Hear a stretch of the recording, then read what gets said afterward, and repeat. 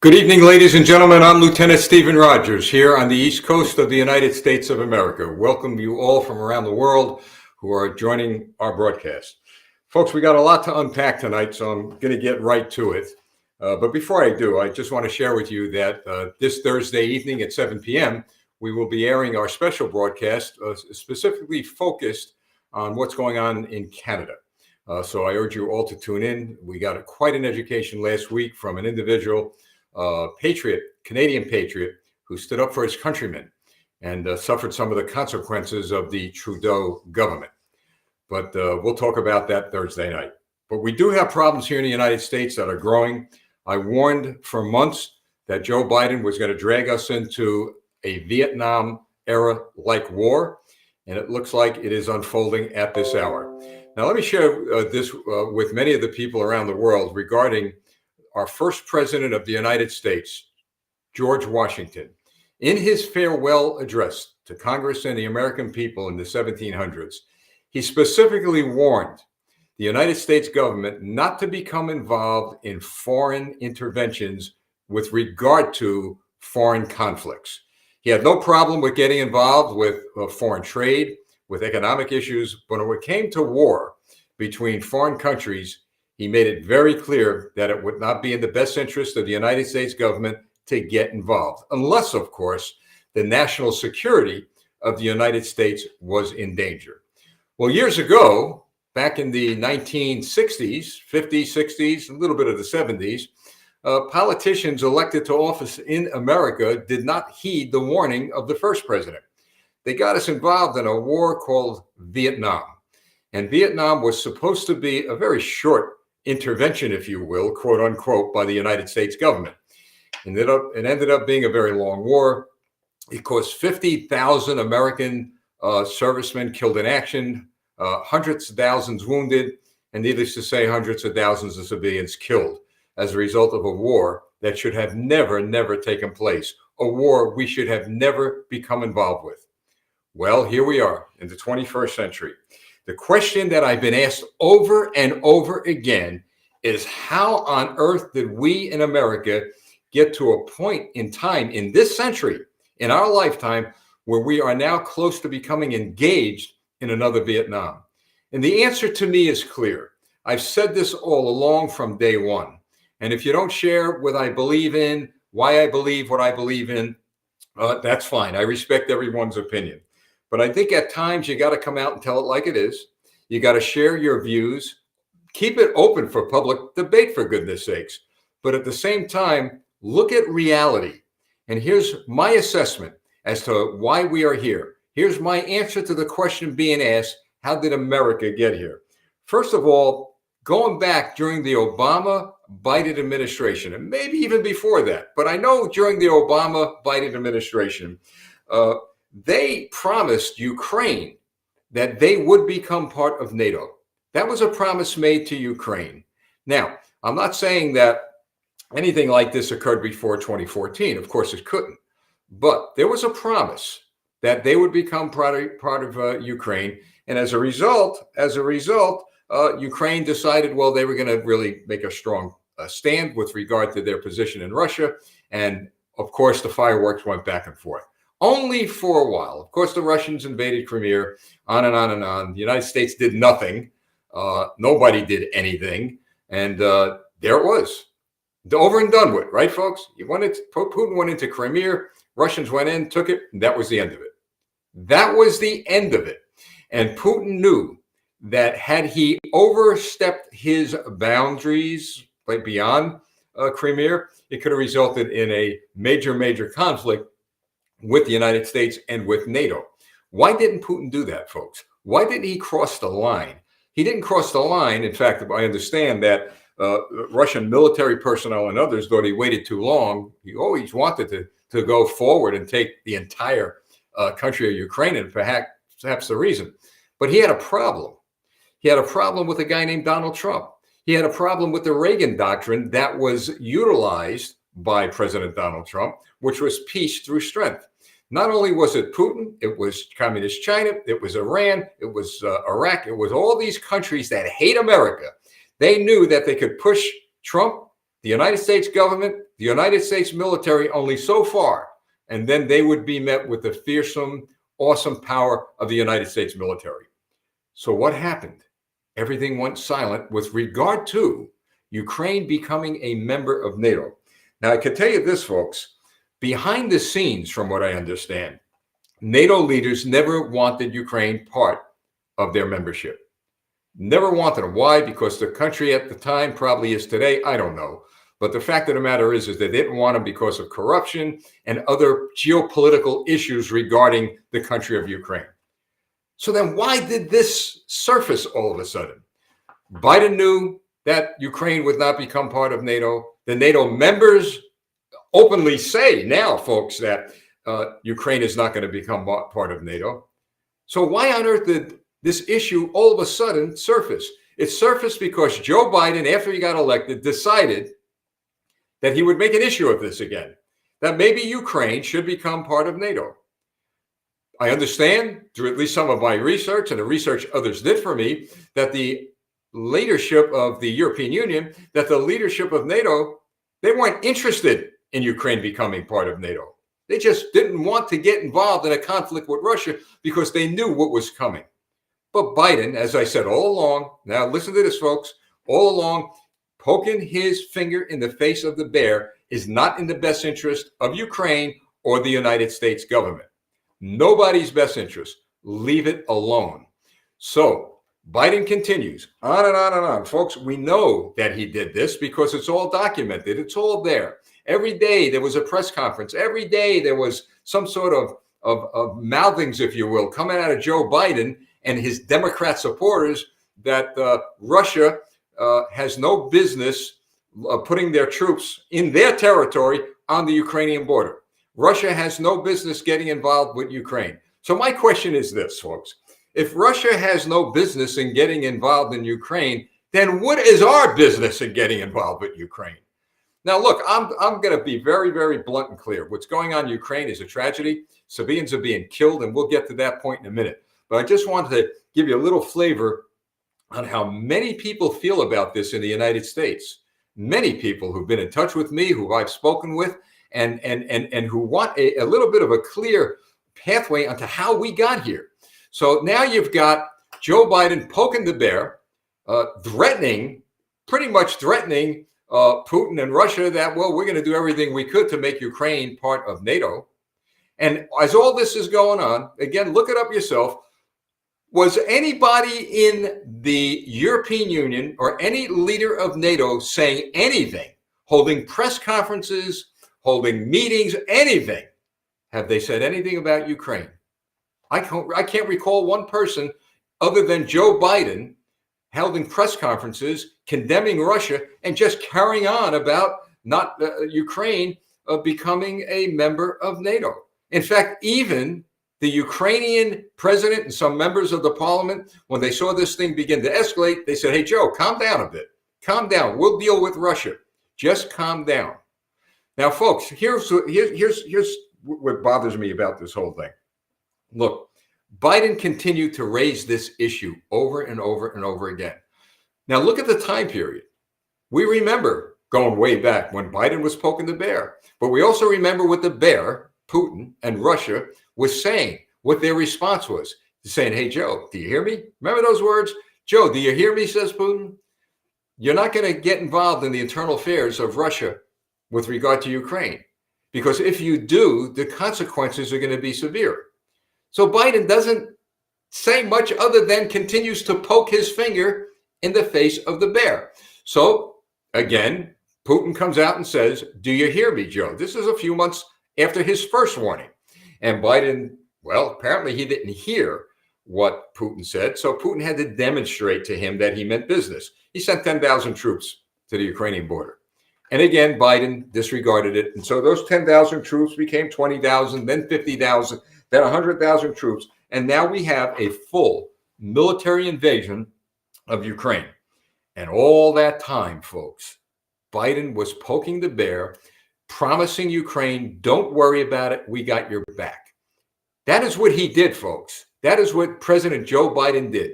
Just a few days ago, Some Ukrainian leaders came out and said that Joe Biden lied to us. Joe Biden promised he would have our back, and he does not. Joe Biden promised the people of Afghanistan he would have their back. He did not. Joe Biden promised our troops and our civilians in Afghanistan he would have their back. He did not. Joe Biden has promised Israel that he will have their back, and my bet is he will not have their back. Now, why do I say that, folks? Because that's a real sensitive topic when it comes to U.S. foreign policy. Why do I say that? I say that because since Joe Biden has taken office, folks, since he has taken office, what we have here is the North Koreans almost daily now testing ballistic missiles. We have China daily threatening the United States, daring us to get involved in Taiwan. We have over the past 72 hours, and here comes the Israeli issue part, of Iran attacking U.S. assets, launching missiles into Iraq near U.S. assets. So you got Iran, you got Taiwan, you've got North Korea. Need I go on? How about U.S. troops are on their way or already there in Somalia? Did you know about that, folks? Look it up. We've sent troops to Somalia through all of this. What are we doing? What are we doing there? And as this goes on, as Joe Biden gets on TV today and yesterday and on and on and on, telling us that Vladimir Putin is the problem, well, guess what? Joe Biden, you're the problem. Democrats, you're the problem. People get upset. When I say people, it's the socialists, the communists, and the Americans that are completely out of their minds. And look, I don't talk like that, but you've got to be out of your mind to support policies that are killing your country. I'm not talking about Ukraine. I'm talking about the United States of America. The policies of Joe Biden, the policies of the Democrat Party are killing our country. We are being strangled, and yet we have unions in this country. Union leaders, we've got politicians, we've got Democrats waving the Democrat National Convention flag. We're for Joe. You're for Joe. You're for the destruction of America. Can't you see what's happening? Maybe many of you didn't live during the time I lived during the Vietnam War and saw the progression, the progression of a wasteland called Vietnam, littered, shattered with the blood of American young men and women. High school students, for goodness sakes, college students. I say this, the invasion of Ukraine is terrible. Young people, old people, people being killed, innocents being killed. We don't want that. The Russians people don't want it. The Ukraine people don't want it. It has to be dealt with. Putin has to be stopped, but it's up to NATO and it's up to the European Union.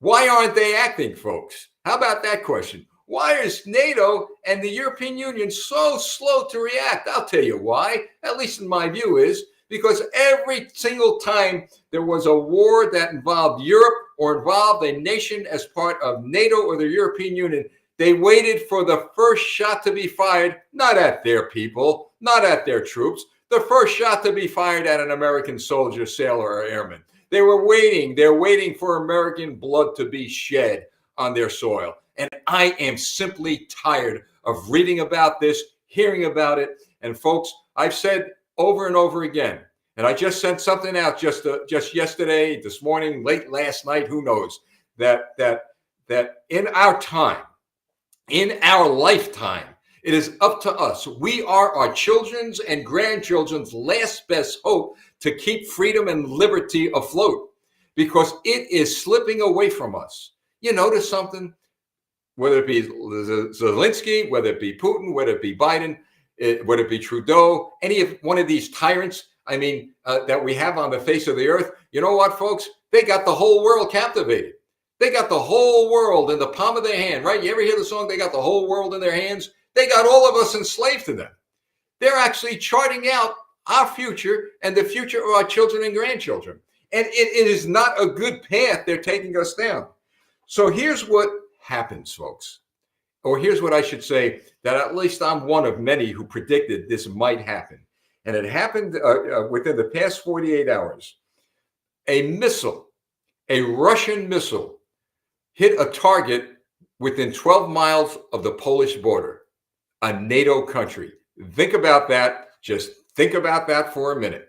So now you've got a Russian missile that hits a target and kills 35 people, wounds over 100, a civilian target, or a military base, I should say, near a civilian target, near the Polish border. So what happens? What was the reaction to that of NATO? What was the reaction to that of the UN? What was the reaction to that of Joe Biden? Meetings, committee hearings, let's sign a few papers, let's do more sanctions. Nothing. But there was a country that did react. They reacted, I understand, this morning or maybe late last night. There was a NATO country that did react. And this is going to get to my point about how we're going to get dragged into this war. Estonia. Estonia, the parliament of Estonia, from what I understand, passed some sort of resolution or law demanding that NATO now create a no-fly zone over Ukraine. Think about this, folks. That's a NATO country. Now, NATO is going to have to act on that. The parliament of Estonia, apparently, as every other governing body on the face of the earth, is quite upset over what they're seeing, as I am and you are. They'd say it has to stop. Folks, it should have never started. So the culprits, there are so many multiple culprits in this whole situation here. But I will say this, and I know a lot of people don't like to hear this, but it's got to be said. I just wish more politicians would talk about this more, is the actions, the words, the deeds of Joe Biden have created an atmosphere of mistrust, an atmosphere that is allowing the tyrants of the world to march forward. Joe Biden weakened America. He decimated our military. He's caused crime waves across the country. He's ruined our economy.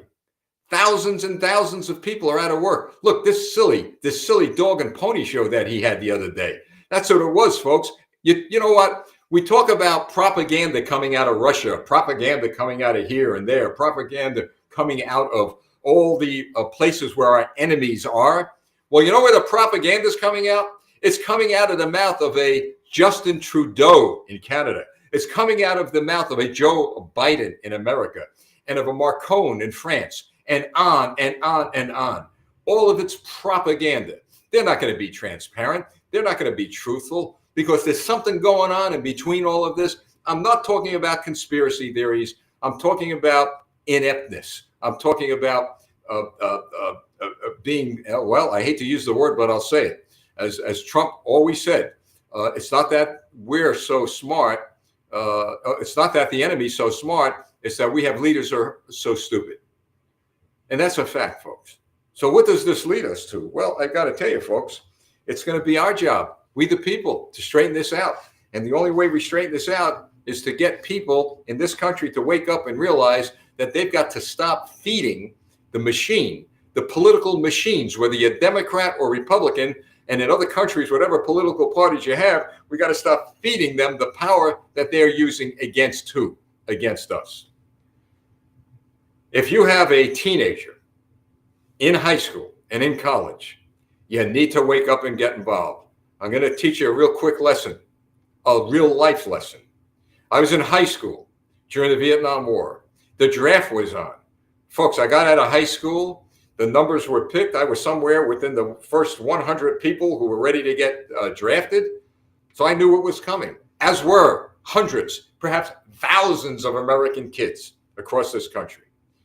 I graduated high school in 1970. The war was winding down, if not over with.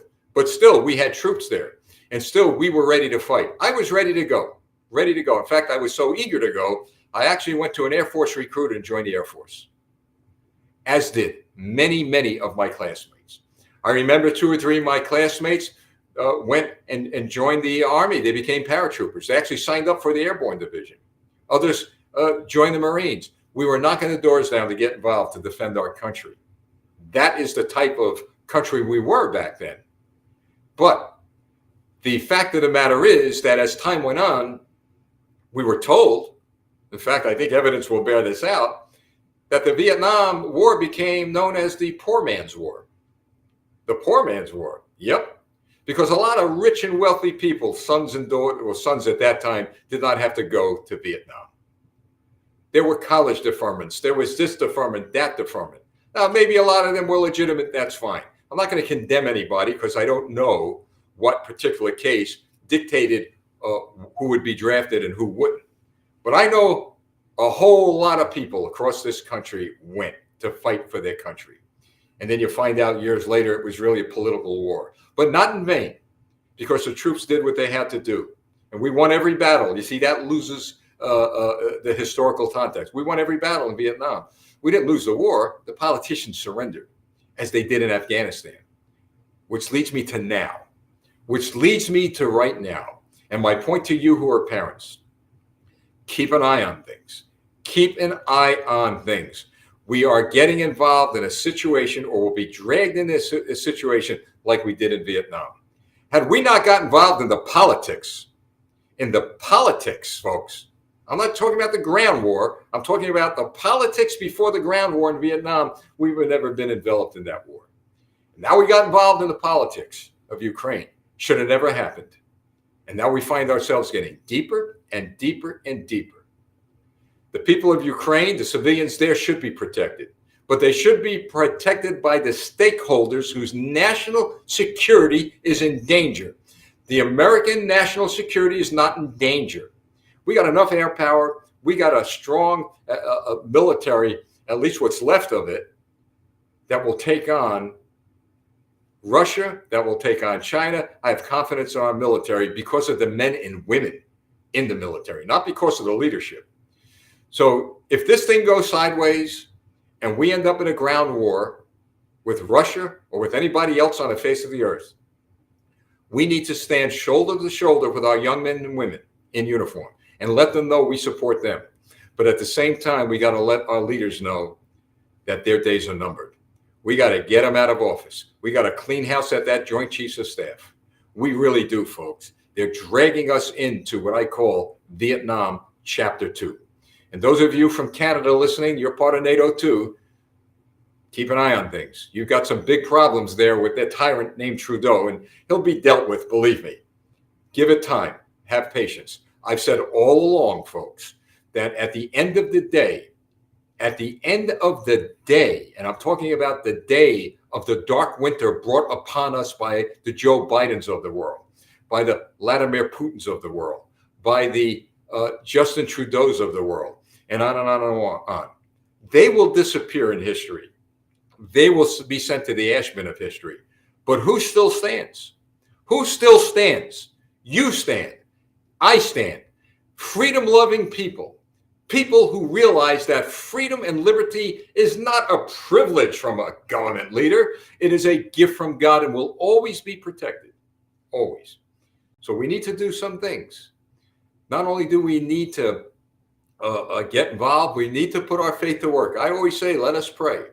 I got to tell you, next Monday night, I want to talk a little bit more about the power we have, the power the clergy have across our countries, our freedom-loving countries. Guys, gals who are involved in the churches, wake up, for goodness sake. Stand up, be strong, get together, be united. You know, clergy members, you don't have to identify as a Democrat, a Republican, a liberal, or a conservative. Just identify the appointment, the position that God Almighty gave you.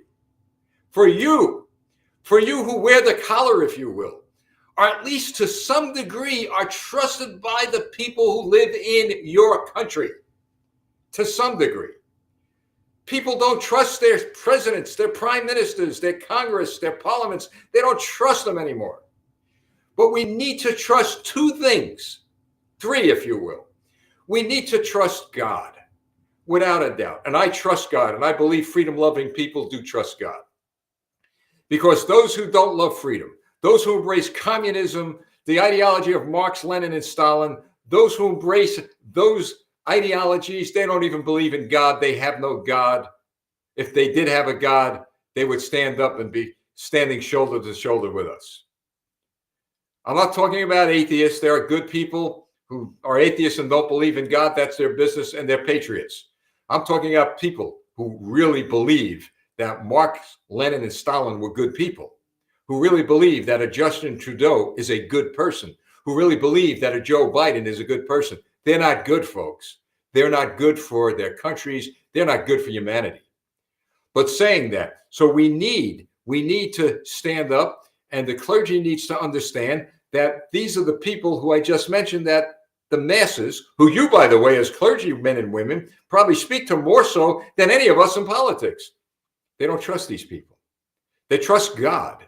They trust you. They trust the Holy Book, the Bible. They trust when they walk into a center of worship, they trust to hear what? Words of encouragement. Words that were born not in some politician's political speechwriter's pen, but that were born in heaven and given to you, God's messenger, so that all of us could wake up in the morning and perhaps even go to sleep at night with a restful head. So what am I saying? This is a war between countries. It's a war between ideologies, but there's something deeper. It's also a spiritual war. Make no mistake about it. You don't want to believe it, that's fine. But it is also a spiritual war. Because again, the letters and mail and messages I get are people begging, looking, searching to be free. To be free of what? To be free of being enslaved by political leaders who have a disregard for the law of God, a disregard for their constitutions, a disregard for their charter of rights, and on and on and on. They have a disregard for basic human decency. So, what do I say all the time? Now. Not yesterday, not tomorrow, but now is our time. For the people who are living in free countries and their freedom is being threatened, fear not, for together we stand. Fear not, for we the people will win. To the clergy people across this land in America, across Canada, across all the countries that are free and where people want to be free, stand up. Stand up. Forget your doctrinal divisions, for goodness sake. Stand up for freedom and liberty. God did not give us a doctrine. He gave us freedom and liberty and the right to worship him. So stand up. Stand up. Look at the people in the eyes in your congregation and give them food for the soul, food for the spirit, a real food of encouragement. Because at the end of the day, you got to know this if you're a priest. You got to know this if you're a minister. At the end of the day, folks, you know, when you read the last page of this book, we win. We win. We got enough bad news and enough gloom, doom, and dark winters coming from politicians, but we could beat them. We could overcome them. We could overwhelm them. Not only with the good news that God has given the ministers who are learned men and women of that gospel, but the good news that he's given us, we the people. He's given us news that if we stand strong and we work within the framework of the law and we use the tools that God's given us within the political processes that we've established, we will win and they will lose. So folks, keep that in mind as you look at your children. As I've said, and I'll close with this, as I say, wherever I go across this land and I speak, I remind people of this, and I remind you of this tonight. 20 years from now, maybe 10, maybe longer, but your little kid, your grandson, grandchild, that kid in the park that you saw being wheeled in a stroller by mom or dad, you might run into that kid again. And that kid's going to ask you a question. And that question is, what did you do? What did you do in your time when my freedom and my liberty was threatened? What did you do in your time when all that my parents and grandparents and others that came before you fought for freedom and liberty and won? And when it was threatened in your time, what did you do? I pray to God that all of us are going to be able to stare directly in the eyes of that child and say, son, daughter, grandson, granddaughter, nephew, niece, whoever you are, young child, I did the best I could. I fought the good fight of faith. I believed in God. I exercised my faith. And in our time, we did what we did and we won. Well, how did we know? How do you know you won? We won, young person, because look at the building. Look at the flag. It is the same flag that our founding fathers flew when they created this great nation of America, that the fathers of every country and mothers of every country and people of every country that founded those countries flew. Flags that represent freedom and liberty. They still fly over those buildings. Now, Back then was our time. Today, it's your time. See you Thursday night here on the on our broadcast, folks, on all of these social media outlets. We'll see you Thursday when we address the issues regarding Canada specifically, and then see you next Monday night, 7 p.m. Eastern Time. I'll pop in from time to time. I ask you for this, folks. Continue to pray for us. Continue to pray for Campaign for America. Our reach has been so widespread. We've run out of room. We got to get people in to help out, to respond to emails. As you know, folks, we don't typically solicit for contributions. We just pray for them. Because people are asking me, gee, they'd like to donate. Sure, we welcome it. Go to our website and just look for the link. I'm not even going to tell you where it is. Look for it. If the good Lord leads you, then good. All right, we'd be more than happy to get some sort of contribution here. If not, pay your taxes first. Pay for your children first. Do everything before you come to us. All right, and help us. And I welcome help. I got chastised. I mean this, folks, in a letter where a person said, how dare I refuse some sort of action, refuse an action that somebody wanted to take and to help. And that action was making a contribution. But it's there on the website. You want to go, it's campaignforamerica.com, the campaign, the number 4 America.com. I'll leave it at that. In the meantime, what's more important to me and the movement we have here at Campaign for America, more important to you and your children, is a contribution that is P-R-A-Y, has 4 letters.